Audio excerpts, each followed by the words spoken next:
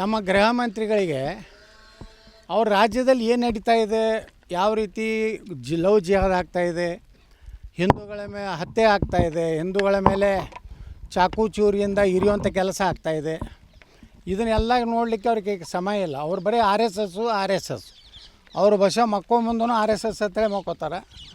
ಕನಸಿನಾಗೂ R S S, ಮುಂಜಾನೆ ಮೋತಿ ತಕ್ಕೊಂಡ್ಕೊಳ್ಳೇ ಆರ್ ಎಸ್ ಎಸ್ಸು.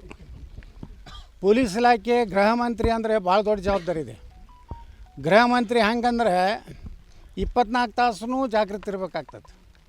ಇಡೀ ರಾಜ್ಯದಲ್ಲಿ ಎಲ್ಲಿ ಗಲಭೆ ಆಗ್ತಾವೆ, ಎಲ್ಲಿ ಘಟನೆ ಆಗ್ತಾವೆ, ತಕ್ಷಣ ಅಲ್ಲಿನ ಪೊಲೀಸ್ ಅಧಿಕಾರಿಗಳ ಜೊತೆ ಮಾತಾಡಿ ನಿರ್ದಾಕ್ಷಿಣ್ಯವಾದಂಥ ಕ್ರಮ ತಗೋವಂಥದ್ದು ಮಾಡಬೇಕು. ಅದನ್ನು ಬಿಟ್ಟು ನಮ್ಮ ಗೃಹ ಮಂತ್ರಿಗಳು ಅದನ್ನೇನೂ ಮಾಡಲಾಗ್ಯಾರ. ಹೊಳ್ಳಿ ಮಿಳ್ಳಿ ಆರ್ ಎಸ್ ಎಸ್ಸನ್ನು ಬಿಟ್ಟರೆ ಇವತ್ತೇನು ಇದರಿಂದ ಕಾನೂನು ವ್ಯವಸ್ಥೆ ಕರ್ನಾಟಕದಲ್ಲಿ ಸಂಪೂರ್ಣ ಹಾಳಾಗಿದೆ. ಅದಕ್ಕೆ ನಾನು ಸರ್ಕಾರಕ್ಕೆ ಆಗ್ರಹ ಮಾಡ್ತೀನಿ, ಇವತ್ತು ಪೊಲೀಸರಿಗೆ ಫ್ರೀ ಹ್ಯಾಂಡ್ ಕೊಡಬೇಕು. ಇಂಥ ದುಷ್ಕರ್ಮಿಗಳೇನದಾರ ಇವ್ರನ್ನ ಅಲ್ಲೇ ಎನ್ಕೌಂಟ್ರ್ ಮಾಡೋವಂಥ ಅಧಿಕಾರ ಕೊಡಬೇಕು ಪೊಲೀಸರಿಗೆ. ಇಲ್ಲಾಂದರೆ ಅದರಲ್ಲಿ ವಿಶೇಷವಾಗಿ ಹಾವೇರಿ ಜಿಲ್ಲೆಯಲ್ಲಿ ಭಾಳಷ್ಟು ಕಡೆ ಘಟನೆಗಳು ಹಿಂದೂಗಳ ಮೇಲೆ, ಹಿಂದೆ ಒಂದು ಕೆಲವು ವರ್ಷಗಳ ಹಿಂದೆ ನಮ್ಮ ದೇಶದ ಒಬ್ಬ ಸೈನಿಕನ ಮೇಲೂ ಬಸ್ಸಿನಲ್ಲಿ ಹಲ್ಲೆ ಆಯಿತು. ಅಂದರೆ ಅವ್ರಿಗೆ ಯಾವುದೇ ಭಯ, ಕಾನೂನು ಭಯ ಗೊತ್ತಿಲ್ಲ ಅವರಿಗೆ. ರಟ್ಟಿಹಳ್ಳಿಯಲ್ಲಿ ಒಬ್ಬ ಕೊಲೆ ಆಯಿತು. ಇದು ಇತ್ತೀಚಿನದು. ನಿರಂತರವಾಗಿ ಹಾವೇರಿ ಜಿಲ್ಲೆಯಲ್ಲಿ ನಾವು ನೋಡ್ಕೋತಾ ಇದ್ದೀವಿ. ದಲಿತ ಹೆಣ್ಣುಮಕ್ಕಳ ಒಂದು ಅತ್ಯಾಚಾರ ಆಗಿ ಅದೊಂದು ದೊಡ್ಡ ಪ್ರಕರಣ ಆಗಿತ್ತು. ಅವಾಗ ನಾನು ಬಂದಿದ್ದೆ, ಈಶ್ವರಪ್ಪನವ್ರು. ನಾವು ಅದಕ್ಕೆ ಈ ಸರ್ಕಾರ, ನಮ್ಮ ಗೃಹ ಮಂತ್ರಿಗಳು ಆ ಆರ್ ಎಸ್ ಎಸ್ಸನ್ನು ಬಿಟ್ಟು ಕಾನೂನು ವ್ಯವಸ್ಥೆ ಬಗ್ಗೆ ಚರ್ಚೆ ಮಾಡಿ. ಇಲ್ಲಾಂದರೆ ಕರ್ನಾಟಕದಲ್ಲಿ ಮುಂದಿನ ದಿವಸಗಳಲ್ಲಿ ಯಾವ ರೀತಿ ಪಶ್ಚಿಮ ಬಂಗಾಳದಲ್ಲಿ ಪರಿಸ್ಥಿತಿ ಇದೆ ಅದೇ ಪರಿಸ್ಥಿತಿ ಆಗ್ತದೆ. ಅದಕ್ಕೆ ನಾನು ಸರ್ಕಾರಕ್ಕೆ ಎಚ್ಚರಿಕೆ ಕೊಡೋಕ್ಕೆ ಬಯಸ್ತಾ ಇದ್ದೀನಿ. ಈ ಕ್ರಮ ತೊಗೋಬೇಕು. ಇವರೇನು ಗಾಯಾಳುಗಳಿಗೆ ಇವತ್ತೇನು ಅವರ ವೈದ್ಯಕೀಯ ಚಿಕಿತ್ಸೆಗಾಗಿ ನಾನು ವೈಯಕ್ತಿಕವಾಗಿ 2 ಲಕ್ಷ ರೂಪಾಯಿ ಹಣ ಕೊಟ್ಟಿದ್ದೇನೆ. ಪೂರ್ಣ ಅನ್ಬಿಟ್ಟು ಅವ್ರು ಏನೂ ಕೆಲಸನೇ ಮಾಡ್ತಾಯಿಲ್ಲ. ಮುಂಜಾನೆ ಅದು ಕೂಡಲೇ ಆರ್ ಎಸ್ ಎಸ್ ಟ್ವೀಟ್ ಮಾಡೋದು ಬಿಟ್ಟರೆ ಏನು, ಆ ಟ್ವೀಟ್ ಬಿಟ್ಟರೆ ಟ್ವಿಟ್ಟರ್ನಿಂದ ಹೊರಗೆ ಬರಲ್ಲಾಗಾರೆ ಎಲೆಕ್ಷನ್ನಿಂದ. ಇನ್ನೊಂದು 2 ವರ್ಷ ಇರ್ತಾರೆ ಅವರು. ಏನೇನೋ ಎದಕ್ಕೆ ಅನುಮತಿ ಅವ್ರು ಏನು ಮಾಡ್ತಾರೆ ಮಾಡಲಿ. ಕಾನೂನು ಪ್ರಕಾರ ಅನುಮತಿ ಕೊಡಬೇಕಾಗ್ತೈತಿ. ಹಿಂದೆ ಯಾರೂ ಆ ಸಂಪ್ರದಾಯ ಹಾಕಿದ್ದಿಲ್ಲ. ಇದೇ ಪರಮೇಶ್ವರವರು ಇದ್ದಾಗ ಸಹಿತ ಈ ರೀತಿ ಕೆಟ್ಟ ಪರಿಸ್ಥಿತಿ ಇರಲಿಲ್ಲ. ಅದಕ್ಕಿಂತ ಕೆಟ್ಟ ಪರಿಸ್ಥಿತಿ ಇವತ್ತು ರಾಜ್ಯದಲ್ಲಿ ನಿರ್ಮಾಣ ಆಗಿದೆ. ಮಾಡಲಿ ಅವರು ವಿಜೇಂದ್ರ ಆಪಿದ್ದಾಗನೇ ಏನೂ ಮಾಡಿಲ್ಲ. ಅವರೇ ಕಂಟ್ರೋಲ್ ಮಾಡಿದ್ದಾರೆ ಅಂದರೆ ಈ ಪರಿಸ್ಥಿತಿ ಬರ್ತಿರಲಿಲ್ಲ. ಬರೀ ಕಠಿಣ ಕ್ರಮ ಕೈಗೊಳ್ತೀನಿ ಅಂದರು ಗೃಹ ಮಂತ್ರಿಗಳು. ಆವಾಗ ಯಡಿಯೂರಪ್ಪನವರ ಮುಖ್ಯಮಂತ್ರಿ ಇದ್ದಾಗ ಗೃಹ ಮಂತ್ರಿಗಳು ಏನು ಹೇಳ್ತಿದ್ರು, ಕಠಿಣ ಕ್ರಮ. ಹೀಗಾಗಿ ಬಿ ಜೆ ಪಿ ಹಣೆ ಬಾರಿ ಇಲ್ಲಿಗೆ ಬಂದಾಗ ವಿಜೇಂದ್ರ ಅವ್ರ ಅಪ್ಪನೇ ಕಾರಣ ಬರ್ತಾರಲ್ಲ. ಈಗಾಗಲೇ ಕೇಂದ್ರ ಚುನಾವಣಾ ಆಯೋಗಕ್ಕೆ ದೂರು ಕೊಟ್ಟಿದ್ದಾರೆ. ನಾವು ಎಲ್ಲ ಕಡೆ ಅದರ ಪ್ರತಿಭಟನೆ ಮಾಡ್ತಾಯಿದ್ವಿ. ನಮ್ಮ ಜನರನ್ನು ಜಾಗೃತಿ ಮಾಡ್ತಾಯಿದ್ದೀವಿ.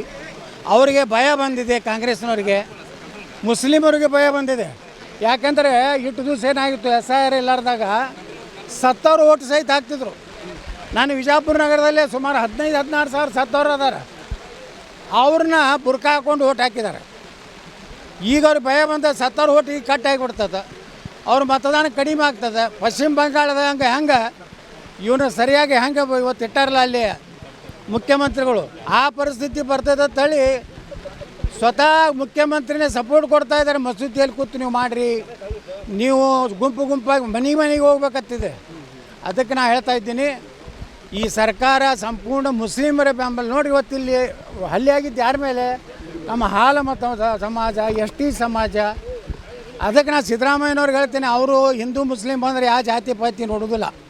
ನಾನು ಸಿದ್ದರಾಮಯ್ಯನವ್ರಿಗೆ ವಿನಂತಿ ಮಾಡ್ಕೊತೀವಿ, ನಮ್ಮ ಈ ಊರಿಗೆ ಬಂದು ಇಲ್ಲೇನು ಅವ್ರಿಗೆ ನೋವಾಗಿದೆ, ತಮ್ಮ ಸಮಾಜದವ್ರಿಗೆ ಸ್ವಲ್ಪ ಬಂದು ಸಾಂತ್ವನ ಹೇಳಿ. ಬರೀ ಬಾಯಿ ತೆಗೆದ್ರೆ ಅಲ್ಪಸಂಖ್ಯಾತರು ತಂದೆ ಮನೆಗೆ ಹೋದರು. ಒಬ್ಬರೇ ಅಲ್ಪಸಂಖ್ಯಾತರು ಸಿದ್ದರಾಮಯ್ಯನವರು ಎಳಿ ಮುಂದೆ ಪ್ರತಿಭಟನೆ ಮಾಡಿದ್ರೇನ್ರಿ? ಒಬ್ಬ ಮುಲ್ಲಾರಿ ಹೊರಗೆ ಬಂದ, ಒಬ್ಬರೇ ಮೈಬೂಬ್ ಹೊರಗೆ ಬಂದ. ಪಾಪ ಸಿದ್ದರಾಮಯ್ಯನವ್ರನ್ನ ಅವಮಾನಕಾರಿಯಾಗಿ ತೆಗೆದು ಹೋಗಿದ್ರು. ಅದಕ್ಕೆ ಇವೆಲ್ಲ ಜಗಳಗಳು ವೈಯಕ್ತಿಕ ಅನ್ನುವಂಥದ್ದನ್ನ ಹೇಳ್ತಾ ಇದ್ದಾರೆ. ಕೋಮುಗಲಭೆ ಅಲ್ಲ. ಇದು ಕೋಮುಗಲಭೆ ನಮ್ಮ ಎಸ್ ಪಿ ಅವರು ಇದನ್ನು ತಿದ್ದುಕೋಬೇಕು. ನಾವು ಅವರ ಇಲ್ಲಿಯ ಅಧಿಕಾರಿಗಳೇನಿದ್ದಾರೆ ಲೋಕಲ್ ಪೊಲೀಸರು ಅವರು ಎಲ್ಲರೂ ಒಳ್ಳೆ ಕೆಲಸ ಮಾಡಿದ್ರೆ ಎಲ್ಲ ನಮ್ಮ ಇಲ್ಲಿಯ ಜನನೂ ಒಪ್ಕೋತಾ ಇದ್ದಾರೆ. ಆದರೆ ಎಸ್ ಪಿ ಅವರು ತಪ್ಪು ಸಂದೇಶ ಕೊಡೋದು ಬೇಡ. ಅದು ಕೋಮುಗಲಭೆ ಆಗಿದೆ, ಹಿಂದೂಗಳ ಮೇಲೆ ಇದು ಆಗಿದೆ, ಹಿಂದೂಗಳ ಮೇಲೆ ಇವತ್ತು ದಬ್ಬಾಳಿಕೆ ಆಗಿದೆ, ಅವರನ್ನು ಇವತ್ತು ಹೊಡೆಯುವಂಥ ಕೊಲ್ಲುವಂಥ ಪ್ರಯತ್ನ ಆಗಿದೆ. ಇದನ್ನು ಕೋಮುಗಲಭೆ ತಳ್ಳನೇ ಟ್ರೀಟ್ ಮಾಡಬೇಕು. ಇದನ್ನು ಇನ್ನು ಮುಂದೆ ಯಾವುದೇ ಹಿಂದೂಗಳ ಹಬ್ಬ ಆಗಾಗ ಅವ್ರೇನು ಮಸೂತಿಗಳದಾವು ಎಲ್ಲ ಮಸೂತಿಗಳನ್ನು ಆ ಮೆರವಣಿಗೆ ರಸ್ತೆಯಲ್ಲಿ ಬರುವಂಥ ಎಲ್ಲ ಮುಸ್ಲಿಮರ ಮನೆಯನ್ನು ಎಲ್ಲ ತನಿಖೆ ಮಾಡಿ ಏನೇನು ಅಲ್ಲಿ ಶಸ್ತ್ರಾಸ್ತ್ರ ಇದ್ರೆ ಅದನ್ನೆಲ್ಲ ತೆಗೆದು ಅಲ್ಲಿ ಪರ್ಮಿಷನ್ ಕೊಡ್ಬೇಕಂತ ನಾನು ಆಗ್ರಹ ಮಾಡ್ತೀನಿ.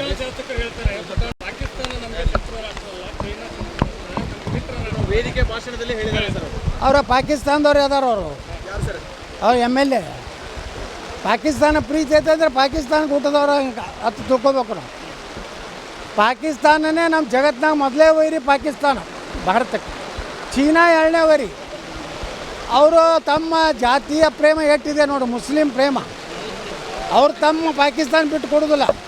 ಅದಕ್ಕೆ ಸಿಗ್ಗಾಂವ್ ಜನರಿಗೆ ಗೊತ್ತಾಗಬೇಕು, ಮುಂದಿನ ಸಲ ಪಾಕಿಸ್ತಾನ ಸೋಲಿಸ್ಬೇಕಂತ.